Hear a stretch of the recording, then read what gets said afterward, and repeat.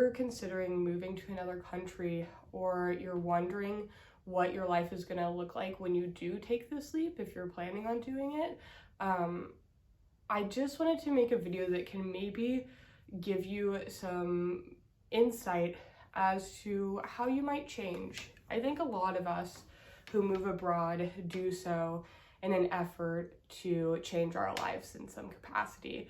You know, a lot of expats will say that any expat you meet has some like trauma behind why they left, or some big story behind it.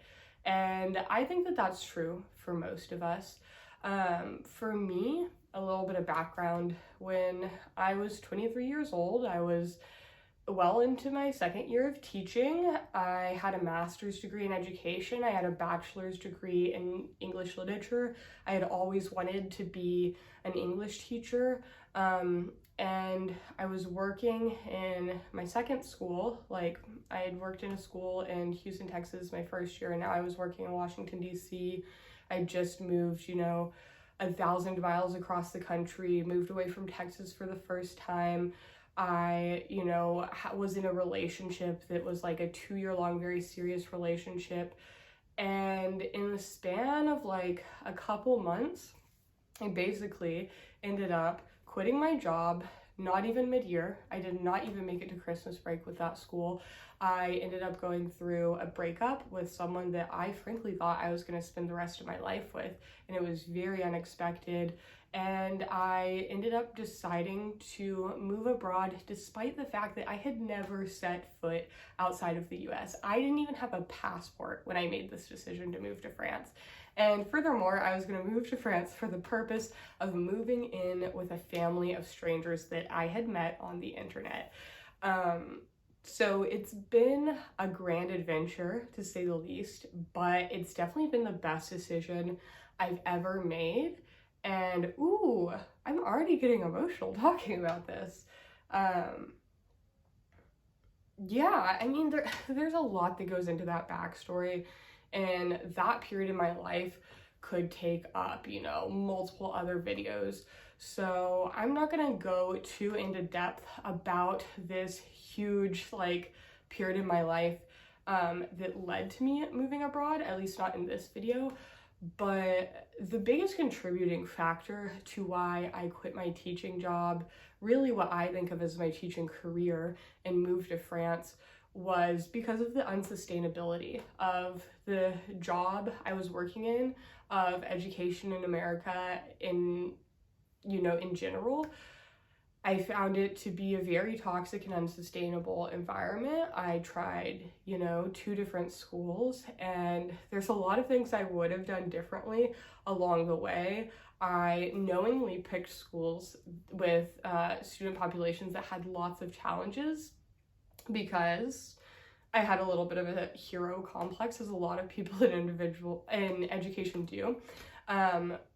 But yeah, I mean, I essentially, for the first year and a half after grad school, was constantly working myself to death. I mean, I was that classic teacher, beginning teacher story of coming home and crying every single day after work. I was that classic story of toting back crates full of work at home and doing work at home until midnight, and waking up at 5:30 the next day and driving directly to school, and investing so much of the money that I was making into my classroom. And there was all sorts of kind of systematic problems that make education so unsustainable for teachers. And even though it was my dream job and my dream career, it became clear to me after my first year that I needed a change. Luckily, I was already planning on moving to DC, so I thought, maybe new school, new year, things can get better. They definitely got a lot worse. I remember when I left my school, for my first year of teaching, there were teachers who had found out I was leaving, and they were whispering to me in the hallway, and they were like, "Oh, Jessica, it's never gonna be as hard as it was here, and you experienced the worst your first year of teaching, and it's so great that you're leaving." And God bless everyone at that school. I really do think that you know, people were trying their best, and I'm not here to trash my old schools, but it was a very tough environment. And it was unusually tough, not because of the kids really, but because of some other factors. And so I went into my second year thinking, like, here's all these teachers telling me, they've been working for 40 years in education, and they're telling me that I've already experienced the worst, it's not going to get any worse. I went into my next situation and it was so much worse. And, you know, I saw all the red flags beforehand. I had multiple job offers. I had a job offer with no red flags, and I was like, you know what? I'm a hard worker. I'm going to take the one with all red flags. So, like, a lot of it was my own choice. Like, I put myself in that situation, essentially. I don't regret it because I learned a lot from it, and ultimately I ended up in France. But what essentially happened over that first year and a half of teaching is that I destroyed myself so much physically and mentally that I couldn't deny the fact that I was going to die if I continued on like that. And that might sound dramatic, but like that was definitely like, when you are absolutely destroying your body and your mental health, like I understood what I was doing, you know? I felt it every day.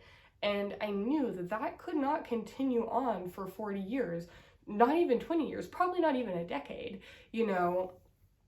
And I decided that, you know, I didn't like, there was a lot that went into the decision to leave teaching, but ultimately a huge part of it was I didn't feel like I was doing more good than harm. Like, you know how doctors take the Hippocratic Oath and they're like, you know, first do no harm and stuff like that. I mean, I think that a lot of teachers hopefully live by that too. And I felt like working in the places I was working in, I wasn't able to uphold that. Like, I genuinely felt like I was propping up a system that was hurting the kids more than it was helping them, and I didn't want to be a cog in that machine anymore. So that really helped me, along with recognizing how I was destroying myself through doing this work. Those two things really helped me in making this decision to step away. So first, I stepped away from my job. I handed in my 2 weeks, and, you know, my boss was like, what are you doing next? And I was like, hell if I know. Like, but I know that in 2 weeks I won't be here. I think it had to go like that.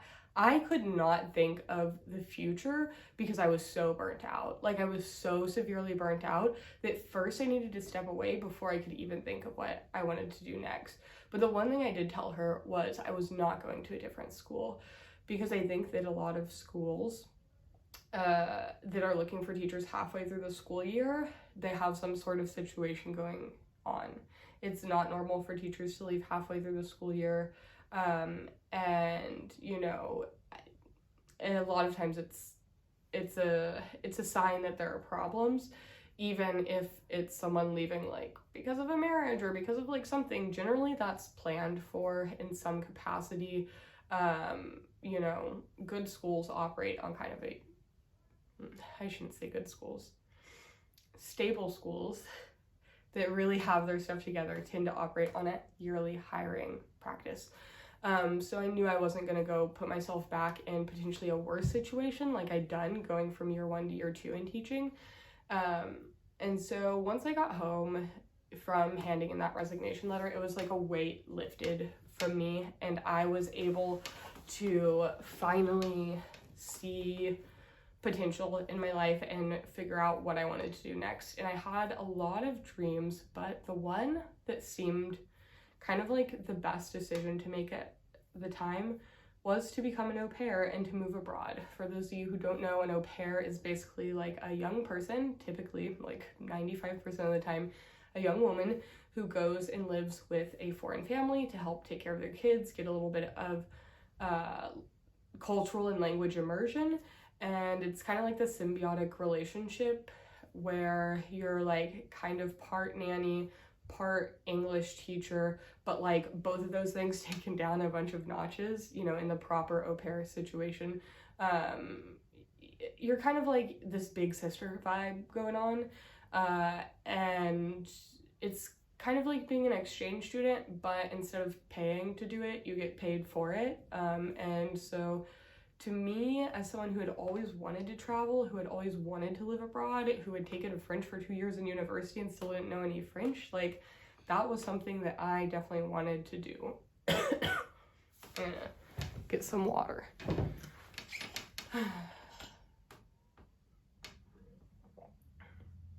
I figured one of the biggest reasons why I'd never taken that leap to au pair, which I'd found out actually before university. I remember I'd found out about au pairing when I was 18 years old, and it was the summer before university. So I'd already committed to my university, and I had already gotten accepted, I'd already committed, I already had my place to live. And at that point, I felt like, man, I wish I could do this, but if I did this right now, I would have to reapply to university. I would have to go through all of the stuff that I've already gone through, and I would risk like not getting in. Which in retrospect, honestly, if you get into a university the first time you apply and then you go and instead take a gap year and do something cool with it, I don't think you necessarily have like a lower chance of getting in if you reapply. But in my mind, it was just too much of a risk. I was already settled in this decision. I was like literally about to leave for university. For me, I did my university, my master's and my bachelor's like together in sync. They were connected programs. So it was like 5 years, a little less than 5 years total for me to finish the whole thing. The last year being me teaching full-time and getting paid full-time as a teacher. And I was like technically in school, but basically not, just doing like an hour's worth of schoolwork a week. But I really knew I wanted to pursue that degree plan because I really knew I wanted to be a teacher. I wanted to be a teacher my whole life. And so for me, I'd always wanted to study abroad, live abroad, do an exchange. But when I was, under 18, you're kind of at your parents' disposal as far as how much you'll travel. And I came from a family that wasn't interested in traveling internationally. And I didn't feel like we could afford, or like my parents wanted to pay for me to like go do a study abroad program, which can be quite expensive even when you're in high school. And then when I was in university, any debt I'd have to take on to do study abroad, which is in reality very expensive, because in the US, you're a lot of times, normally for my university, you'd pay your university's tuition like you normally would. Then you pay like an obscene program fee to have all these things planned for you, but it's not like, it's still more expensive than living abroad on your own would be. And it's way more expensive than just doing university in your school. And I didn't want to take on that. I didn't want to take on extra debt to go live abroad for a semester, especially because I felt like taking on that debt, I wouldn't feel empowered to actually explore, because exploring takes money too, right? Like going and traveling to all these different all these different countries also takes money. And I didn't feel like I would be comfortable doing that when I was doing it based on debt, if that makes sense. And I really don't regret that decision at all. I am very happy with how I went about it. So basically, I went all the way through my degree plan. Part of my degree plan was becoming a teacher. I could not, finish my degree until I had that first year of teaching under my belt. So I went straight into teaching. And after that, I was already in teaching. So I was planning on continuing on with my career. And I was very settled in the US. Like I said, I was in a very long-term relationship. I wanted to travel, and I'd always had this dream of like living abroad in some capacity, maybe as an English teacher abroad or something, but it didn't seem realistic to fit into my life, and I really didn't mind that. Like, I honestly did not mind that. I'm gonna go check if this is still recording.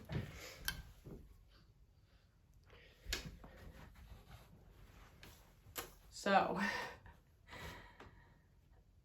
when I left my job, that was the point that this opportunity of moving abroad kind of opened up for me in my mind, because I was like, I've already messed up my resume, right? Like, I've already left my job halfway through the year. It's a big no-no. And so I might as well take this opportunity, because I'm hopefully never going to have another opportunity like this, because in my mind I just like screwed up by choosing the wrong school and then having to leave mid-year. So I was like, I've already screwed up, so I might as well take this screw up and just like, it's not that much worse to go live abroad and be an au pair at this point. Now that I'm au pairing, I realize that this is not like a bad thing at all. This is not a screw up. This is not it frankly probably would look really cool if I went back into teaching. People do not question like, oh, why did you decide to get paid to move to Paris when you were 23 years old and live in France for a year and a half? People don't question that, like how I thought in my paranoid mind that they would. And, you know, everyone around me thought I was so brave making this decision to move away. But to me, it didn't feel brave. Like, it felt like my one chance at, you know, pulling my head above water, right? Like, it felt like an opportunity to take a break from a really toxic career. What had been to me a really toxic career, and to just take a moment to breathe. You know, I landed in France March of 2020, 1 week before France's first lockdown, which lasted 3 months and was not like if you were from the US, you don't know what a lockdown is. A lockdown is when you can only go half a mile from your house and the police will stop you and you have to have a piece of paper proving that you're only half a mile from your house or else you'll get fined. That's a lockdown. A lockdown is like only, like, it's not self-imposed. It's, for me, this is because I was in France. This is what a lockdown is for me. It's not like, you know, it's not optional.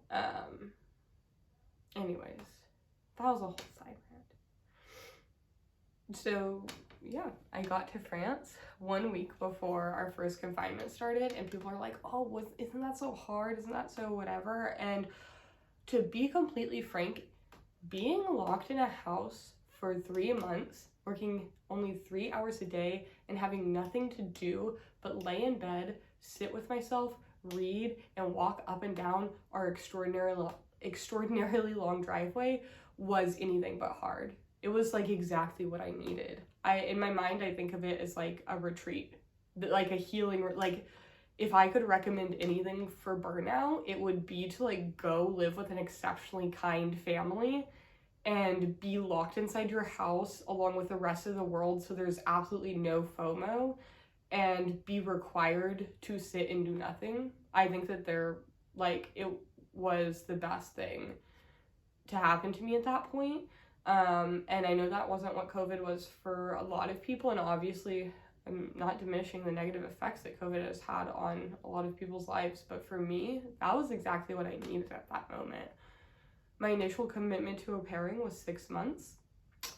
A year and a half later, I'm still doing it. I don't foresee myself doing it after this year, just because financially it's not sustainable, and also it's not like you're not supposed to do it past 2 years, so I'm already kind of having to finagle the system to stay here. But if you can find really good families, like, au pairing is an amazing experience, and it's been an amazing experience for me. But I think that one thing I wanted to talk about in this was how my relationship with money has changed ever since taking that pay cut. Like, as a first year teacher, I was making like $55,000 a year. As a second year teacher, I was making like $65,000 a year. To people in the US, that might sound like, for a lot of people, that might sound like a low amount. For a lot of people, that might sound like a high amount. I felt pretty wealthy, especially as an individual who all I did was work. So I had this like huge amount of savings saved up, because like I what was I gonna spend my money on? I didn't have time. I didn't have a life. Like, my whole life was working. The only thing I spent money on was working. And, you know, also like convenient, like buying, like eating out so that I didn't have to cook for myself so that I could work more, you know? That's that's pretty much it. Even things I wanted to spend money on were like working.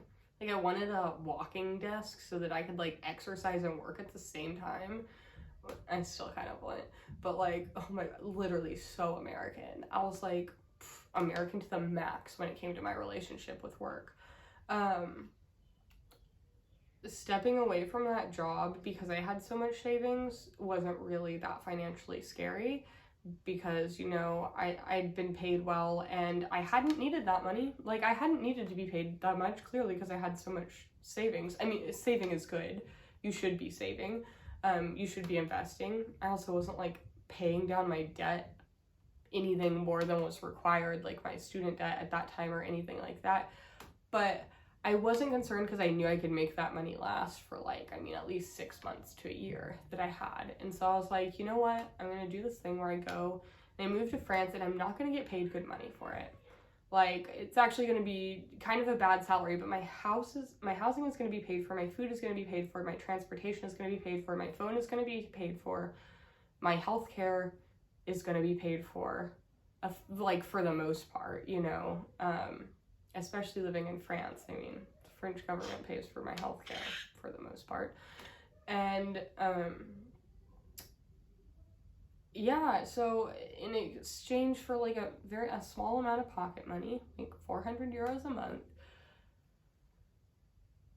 it was a huge shift, because before I was like the real adult professional making real money and managing like my, like, paying rent and like buying my own food and cooking for myself. And like, I mean, I've done that since for a very long time, because also through university I was very independent, except for on rent, really, except for the last year. But I was used to living that completely adult, independent life. And for me, it was very refreshing, actually, to have all of that taken care of and to just have, like, a small amount of pocket money to live off of, because I had this extra financial security behind me. I always felt like I could leave if I ever wanted to. And I also had this whole career, like, that I left behind in the US that I felt I could return to at any point. But doing this obviously changed my relationship with money a lot, because it was, how do I put this? Quitting my job was the most empowering thing, and still is the most empowering thing that I've ever done in my life. Moving to France was also immensely empowering, right? Like, moving to Paris was immensely empowering. Traveling France alone for a month was so empowering, especially because I'd never like traveled alone before, and my French wasn't very good at the time, and that was very empowering. This trip that I've just gotten back from, going to 7 different countries in a month, also alone, very empowering. But I had never felt better and more confident and more empowered than handing in that resignation letter. Like, that was the moment that I realized that I had control over my life. Like, I knew that on an intellectual level, right? Like, we know things on an intellectual level, but that was like my experiential, like, tactic knowledge of like, I make what I want out of my life. And moving to France only extended that empowerment, and traveling alone only extended that empowerment. But it kind of all started there with that decision to leave behind my job, because what I was doing in that moment was I was making a decision, and I was like telling the world, but most importantly telling myself, like, you can't buy me. Do you know what I mean? Like, you can't buy the rights to my health, to my sanity. You cannot work me into the dirt in exchange for what? A couple $1,000s a month? Like, that's really...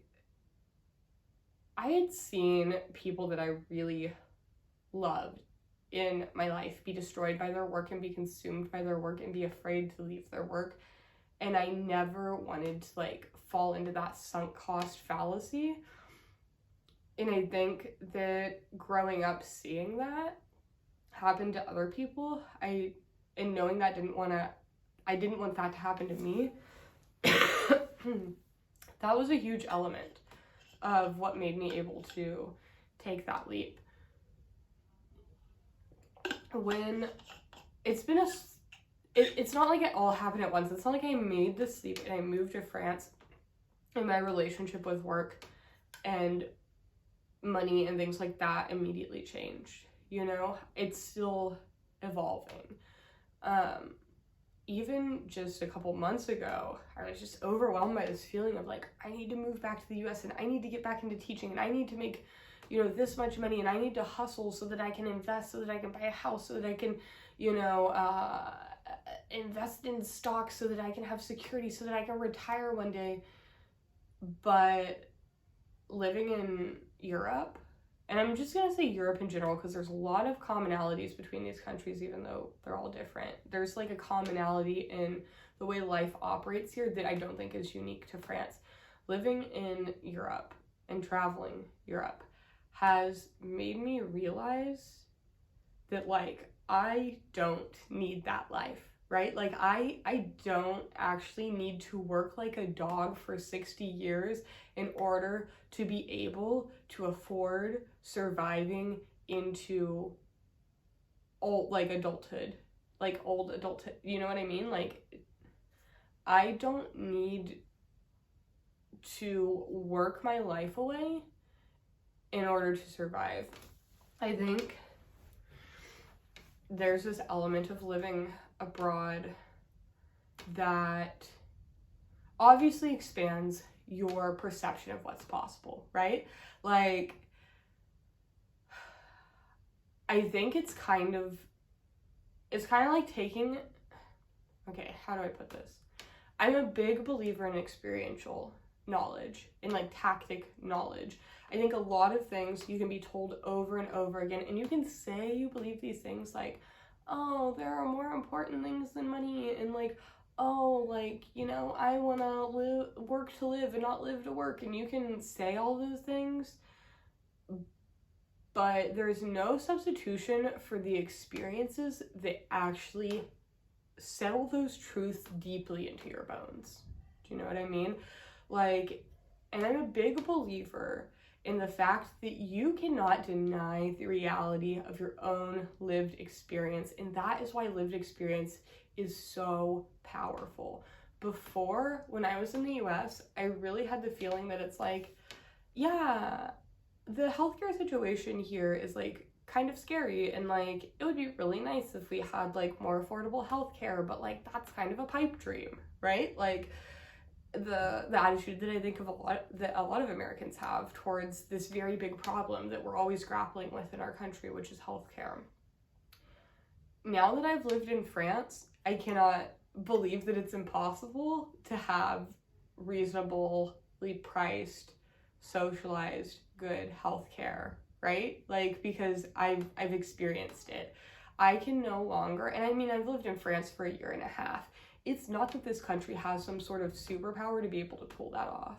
It's not. And it's not that they're like going into like all of this debt, or like there's a bunch of kind of explanations that Americans will make up for why other countries can pull this off and we can't. But like when you live it, like you just realize that it's just not being made a priority. Like we could make it happen any day if we wanted to as a nation, but we continue to choose not to. Here's how things change, right, when you're living abroad. Before, I could feel like I'm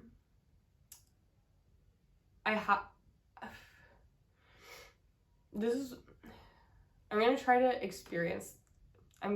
to describe this like experience of kind of like taking the red pill, like in the Matrix. You know, you take the red pill and then you can't unsee what you've seen. If I move back to America next year and I got a job and, you know, I paid an obscene amount of healthcare every month and I worked in that job forever and I felt like I couldn't leave because then I'd lose my healthcare, and then like despite all of that, I got cancer, or I got into a car accident or something like that. And, you know, the medical bills put me so deep into debt that I'm bankrupted. Before I came to Europe, could have been in that situation and be like, well, this sucks, but, you know, it's kind of just how life is, right? Like, because before, you aren't really aware of the extent of other opportunities and other options, right? But now if that happens to me, I know in my heart of hearts that I would forever have to live with the knowledge that I had made that choice to live in that system, right? Like, there was a Dutch guy that I met while I was traveling, and I was talking about why the Netherlands appeal to me as a country. And I mentioned healthcare, and it's like, well, our healthcare is not socialized like how it is in France. Like, it's not nearly as social. And I was like, yeah, but like, you got in a horrible car accident on your bike, and you like suffered from a brain injury and had to do 2 years of like rehab for it, right? And he was like, yeah. And I was like, how much did that cost you? And he was like, oh, it costed me like 380 euros a year. And I was like, exactly. Like, in America, you would go bankrupt from that, or like it would cause an immense amount of family strain, not to mention the inadequacy of our sick days, the inadequacy of our, you know, disability assistance, all of that stuff, you know. And the reality is that, like, one day, all of us are going to get sick, or we're going to get in a really bad accident. I mean, maybe like 1% of us are just going to die peacefully in our sleep when we get old. And there's going to be nothing no one could have done about it, and it's going to be all very instantaneous and stuff like that. But for most of us, we are going to go through the process of dying or of experiencing failing health, and have to go through, you know, all of the healthcare that is entailed with that.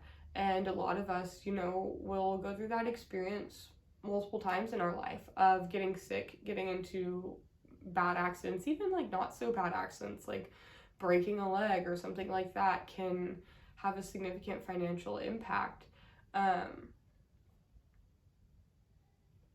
The longer that I've stayed in Europe, the more I've understood the connections between our lack of socialization in the United States and the need to work the way that we do.